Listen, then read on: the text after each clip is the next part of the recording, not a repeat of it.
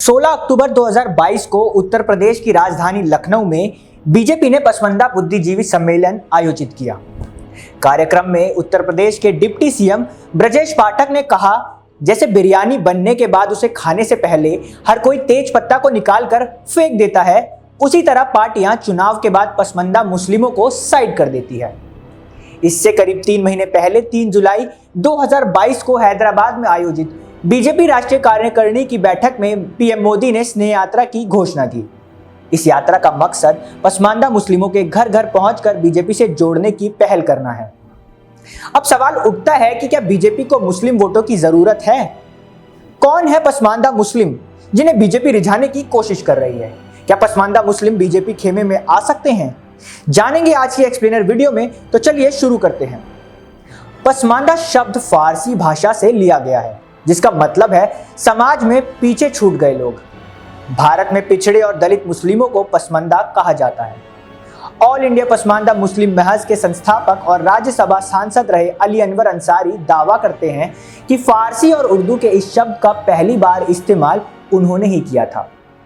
अली अनवर कहते हैं कि मुस्लिम समाज भी जातियों में बटा है। जो मुस्लिम जातियां सामाजिक और शैक्षिक रूप से पिछड़ी हैं, उन्हें पसमांदा मुस्लिम कहा जाता है। इनमें वो जातियां भी शामिल है जिनसे छुआछूत होती है, लेकिन ये हिंदू दलितों की तरह अनुसूचित जातियों यानी एससी की सूची में शामिल नहीं है। अलग अलग जातियों में बटे पिछड़े मुस्लिमों को जाति से जमात की नीति पर एकजुट करने के लिए पसमांदा शब्द की शुरुआत हुई थी। अब भारतीय मुस्लिमों में पसमांदा मुस्लिमों की आबादी 80% से ज्यादा है। पॉलिटिकल एक्सपर्ट अभय कुमार दुबे बताते हैं कि बीजेपी को पसमांदा से जुड़े इस तरह के कार्यक्रम और स्नेह यात्रा से काफी लाभ हो सकता है। इसलिए क्योंकि पसमांदा की एक शिकायत रही है कि अशरफ लोग सत्ता में रहते हैं। पसमांदा की इस शिकायत को दूर कर बीजेपी इस समुदाय के कुछ लोगों को अपनी ओर खींच सकती है। उन्होंने कहा, बीजेपी औपचारिक तौर पर स्नेह यात्रा निकालने की बजाय अगर ठोस राजनीतिक और आर्थिक कार्यक्रम लेकर पसमांदा के बीच जाएगी तो इसका उन्हें फायदा मिल सकता है। अभी तक बीजेपी शिया और बरेलवी वोटों पर काम करती रही है, लेकिन सुन्नियों पर बीजेपी ने इस बार ये बड़ा प्रयोग किया है। दुबे का कहना है कि बीजेपी की राजनीति काफी फ्लेक्सिबल यानी लचीली रही है। एक वक्त था जब एनडीए बनाने के लिए बीजेपी ने अनुच्छेद 370 और राम मंदिर जैसे मुद्दों को साइड कर दिया था, लेकिन सत्ता में आते ही सबसे पहले यही काम किया। ऐसे में बीजेपी को अगर दिखाई देगा कि उसे पसमांदा का थोड़ा बहुत भी वोट मिल सकता है, तो लोगों को बीजेपी का बदला हुआ रूप भी देखने को मिल सकता है। उन्होंने कहा कि बीजेपी मुख्य तौर पर 2 वजहों से पसमांदा मुस्लिमों को साध रही है। पहली वजह, अंतर्राष्ट्रीय स्तर पर इमेज चमकाने के लिए बीजेपी ऐसा कर रही है। दूसरी वजह, बीजेपी को जीतने के लिए नहीं बल्कि वोट शेयर बढ़ाकर सत्ता में मजबूती से आने के लिए पसमांदा मुस्लिमों को साधने की कोशिश है। उत्तर प्रदेश के 45% मुस्लिम आबादी वाली रामपुर लोकसभा सीट पर बीजेपी को 42,000 वोटों से जीत मिली। मुस्लिमों के गढ़ माने जाने वाले आजमगढ़ उपचुनाव में भी 13 साल बाद बीजेपी कमल खिलाने में कामयाब रही है। बीजेपी प्रदेश अध्यक्ष स्वतंत्र देव सिंह ने दावा किया है कि यूपी विधानसभा चुनाव में 8% पसमांदा का वोट बीजेपी को मिला है। इसके अलावा सीएसडीएस लोकनीति सर्वे 2022 ने भी अपने रिपोर्ट में बताया है कि 8% पसमांदा मुस्लिमों ने यूपी विधानसभा में बीजेपी को वोट दिए हैं।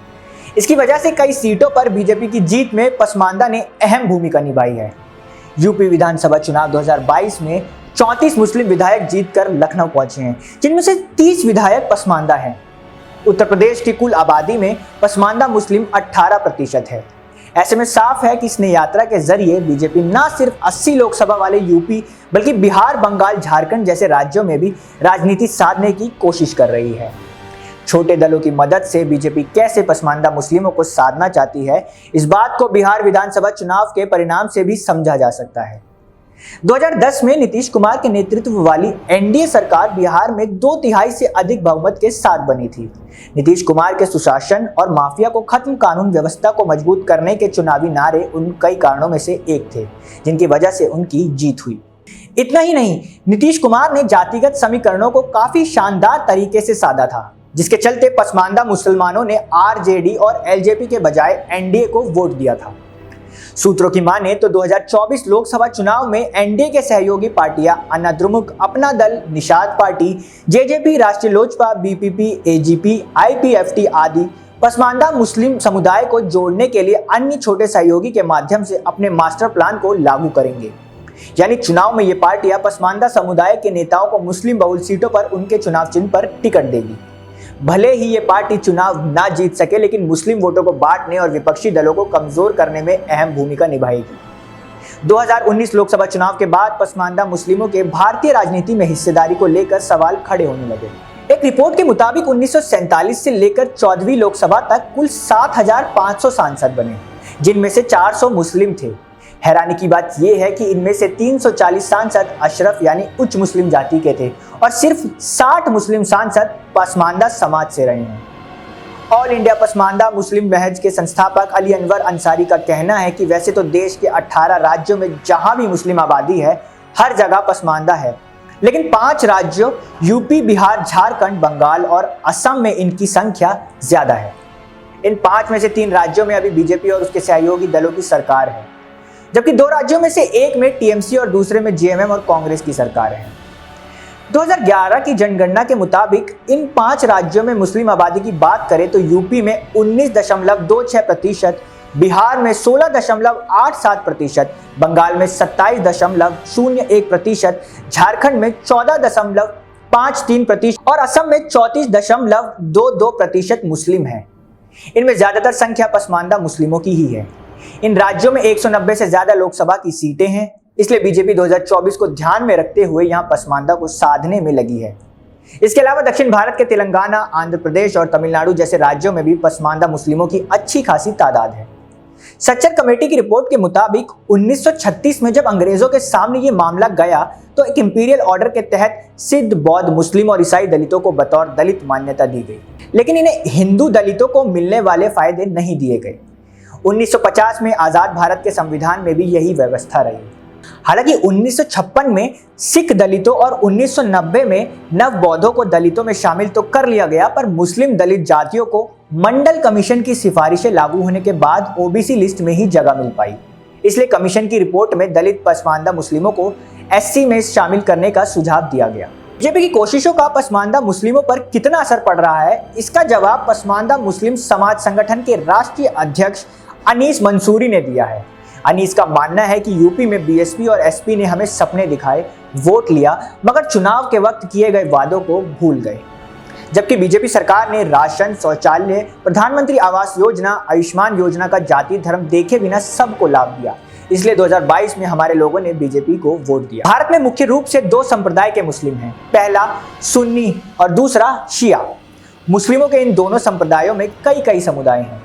2011 की जनगणना के मुताबिक भारत में करीब 17 करोड़ मुस्लिम हैं।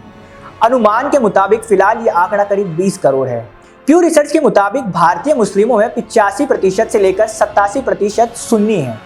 पहला, अशरफ यानी उच्च वर्गीय मुसलमान। इनमें सैयद, शेख, मुगल, पठान, रांगड़ या मुस्लिम राजपूत और त्यागी मुसलमान आते हैं। पसमानदा यानी ओबीसी और दलित मुसलमान, कुंजड़े, जुलाहे, धुनिया, कुसाई, फकीर, हजाम, मेहतर, ग्वाला, धोबी, लोहार, बढ़ई, मनिहार, दर्जी, वनगुजर, तेली, गाड़ा आदि। तो आज की एक्सप्लेनर यहीं खत्म करते हैं। बीजेपी की इस रणनीति पर आपकी क्या राय है? आपको क्या लगता है कि क्या बीजेपी अपनी स्ट्रेटजी में कामयाब हो पाएगी या नहीं? कमेंट सेक्शन में जरूर बताएं। मुलाकात होगी अगली वीडियो में, तब तक के लिए बने रहें और देखते रहें दी लोकसभा। बहुत बहुत शुक्रिया।